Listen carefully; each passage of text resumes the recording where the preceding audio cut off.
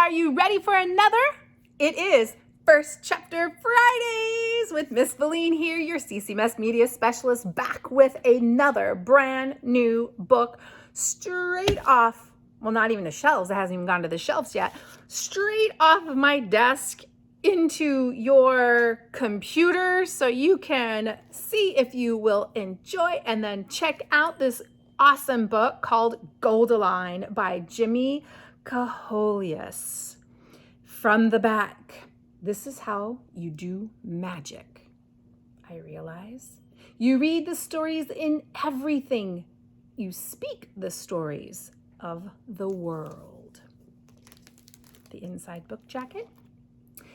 In the wild free woods of the hinterlands, where magic is as real as stories are, there lives a girl named Goldeline. Goldeline has hair as white as summer snow and gold-flecked eyes, and she travels from camp to camp with Gruff and his bandits, getting by on the things they steal from carriages that pass through the woods. But someone is after Goldeline, the preacher, the man who wants to cleanse the hinterlands of anyone who's different, the man who's turned the townies against Goldeline's mama for being a witch, thinks that Goldeline must be a witch too.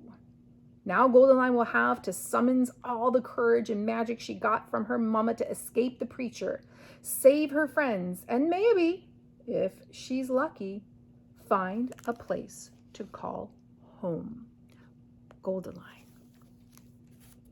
Chapter 1.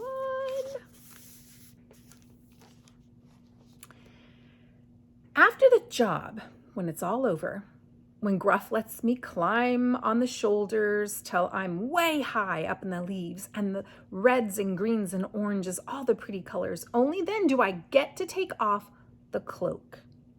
Gruff always puts me on his shoulders after a job. After it's over and we're off celebrating, having a good time, then I get to be his little girl again, his little Goldeline.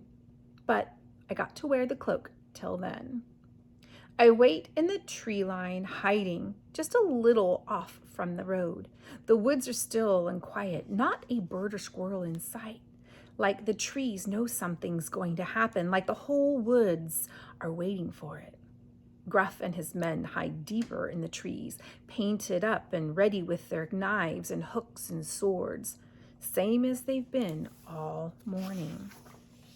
It's boring, all this waiting around. Plus, it's stuffy in my cloak. Even fall here is too hot for something this so thick and heavy. But Gruff says to wear it because it keeps me hidden. The cloak makes you look all derelict, Gruff says, like a pitiful little orphan girl, which is what I am, I guess, but I don't like to think of it that way because I got people of my own.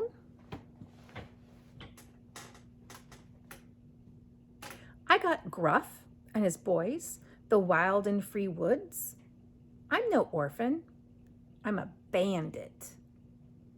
But there comes a carriage, so I gotta go to work now. It's a black thing, shabby and hobbling, a long cart with a big canvas covering over it. That means they've got something to hide, something worth something. Gruff's going to like that. The cart's drawn by 2 horses, and it's going pretty slow. The driver is a skinny man with gray hair and a mustache, smoking a pipe. He's looking up at the clouds, squinting at the air like he's daydreaming. Well, this should be easy. I hop out of the woods and into the road and let my hood fall down, and my hair spills out of the white, all white and lovely, a splash of summer snow. Gruff calls it when he's being sweet. I've never seen snow except once, and it was just a piddly couple of inches that melted in a day, but I've seen my hair in a mirror before. Nobody I've ever seen has hair like mine except my mama. I wave my arms at the driver and say, "Please stop, sir. I'm lost. Help me." And the driver slows on to a stop because I'm only 11 and I don't look but 10 tops. If I was any bigger or older or rascally looking, you can bet he would have run me right over. The driver, a little spooked, you can tell, There's rumors about the woods, stories people tell of changeling babies and ghostly demons and dead white witches that go howl and moan with their torches in the night. Bandits, too, the most fearsome in the land. But none of that can be me because I'm just a little girl. And it's daylight anyway. What can I do for you, little girl? Says the driver. He's got no idea what's coming for him. The covering opens up and the man pokes out his head, red-faced and huffing. What are you stopping for? Don't you know it's not safe to stop here? This man I know. I've seen him before. This man is a townie from Templeton, a tiny place in the hinterlands. It's where I'm from, too. I remember him from the last day. He was there for all of it. I remember his fat face screaming at Mama. He was right up front, right there next to the preacher, one of the loudest townies of all. You bet I remember him. When he sees me, his mouth falls open and his eyes get real big, like he knows exactly what I am, too. Well, not exactly who I am, but close enough. This isn't going to be easy. It's going to be fun. It's the ghost girl, the man says, his face stricken, aghast. It's the ghost girl of the woods. I smile big at him.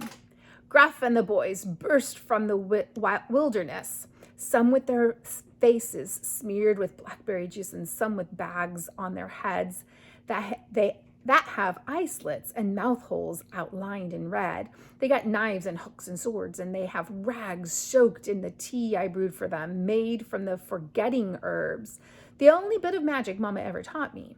They rush to the cart, all scream and holler, the horses bucking from fright, the whole forest done waiting, gone wild and exploded with demons. This time I swear I'm going to watch. I'm not going to get scared and shut my eyes again. But at the last second, I pull my cloak over my face and walk away, same as I always do. I cover my eyes and hide until Gruff and his boys and the townie and driver tied up, until the forgetting herbs work their magic, until Gruff and his men have carried them into the woods. Sometimes the people come back from their woods, terrified, spewing wild stories about a ghost girl who let chaos loose around them, how they woke up in the woods days later with nothing but the clothes on their backs. Those are the lucky ones. Some people never come out of the woods at all. It doesn't make me happy, but it does something else. Like there's a horrible hurt deep in me that only this kind of thing can touch. The punishment of the townies. Maybe it's justice, what they deserve, but really I just think it's revenge. And revenge can be an awfully wonderful thing. Gruff's boys tear through the carriage, upturn bags, dig for anything that could be traded, sold, or eaten. Sometimes a book for me, or even just something pretty.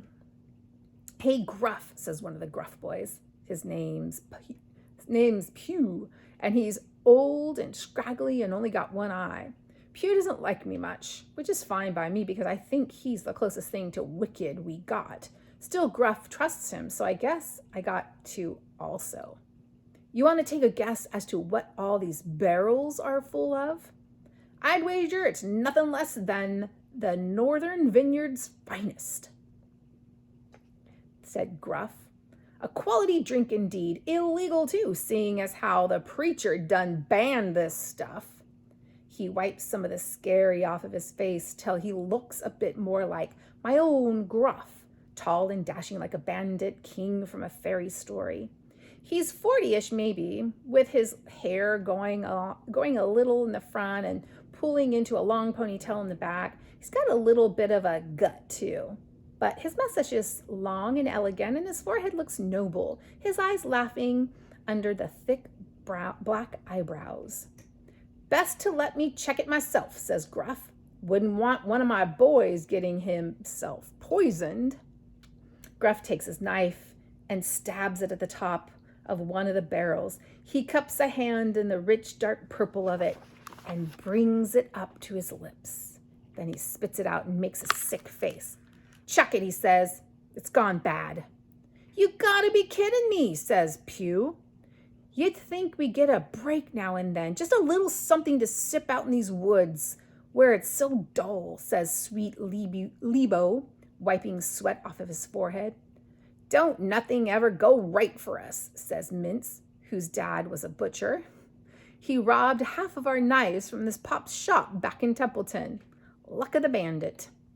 Aw, I'm just messing with y'all, says Gruff. It's the best we've ever had in these parts. Guessing old Mr. Greencoats here was doing himself a smuggling business. Guessing he was trying to run this under the nose of the preacher. Make himself a little profit.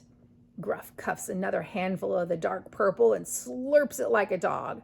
Well, I figure we can say we were the instruments of justice for once. Yeah, says Pew. We carried out the law right and proper, didn't we? Let's huff this junk back up to our camp, says Gruff. A barrel to a pair of men. No whining. You'll be complaining plenty when all this is drunk up and you're wanting more. Gonna take us all day if we ain't quick about it. Come on now, get to it. What should I do, Gruff? I say. He jerks his head back to me, swift and fierce, like he forgot I was even there. He looks scary, lips purple, face smeared with berry juice, and for a second I'm scared. Same as how Mr. Greencoats, the townie, must have felt right when Gruff and the boys burst out of the woods. It makes me feel pretty low if you want to know the truth about it, but then his face unscowls and his eyes soften and he wipes his mouth and he's my own sweet Gruff again. The one who took me out to the woods, the one who saved me. He bends down on a knee and he looks right in my eye. Goldie, my angel, he says, you ain't got to grab a thing. You just carry yourself right back to camp and see if you can get some of the other boys up and moving. Lazy bums might hop off their butts for once. Will do, Gruff, I say, and he laughs. I like this part. I get to bring good news to Gruff's boys. Blessed be the messenger, says Book, when the news is good, but woe be unto those who bring bad tidings to the king. I think I can ignore the second part for tonight. I know all about the book from when I was little. It's rare folks even get to read a copy of the book on their own. I hear most towns don't have but one copy, and that's the one that's locked up tight in the reliquary, where only the higher-ups can get to it. But me, I probably know more book stuff than any other bandit in the whole woods. I take off the cloak and I fold it over my arm, happy to skip my way back to the camp, singing that nothing song Mama taught me, and messenger with nothing but good news to bring. That is Chapter 1 of Goldeline by Jimmy Cajoleas. Want to read more about the bandit girl who helps out a rogue of other bandits in the wood? You need to check out Goldeline by Jimmy Cajoleas. You can go to CCMS Media Center, click on Destiny, put in your information to log in, find Goldeline, click hold. I will have it waiting for you in the office. When you received an email from me saying it's ready to be picked up, come on by anytime school's open and grab it. Hope you enjoyed Goldeline. Have a great weekend.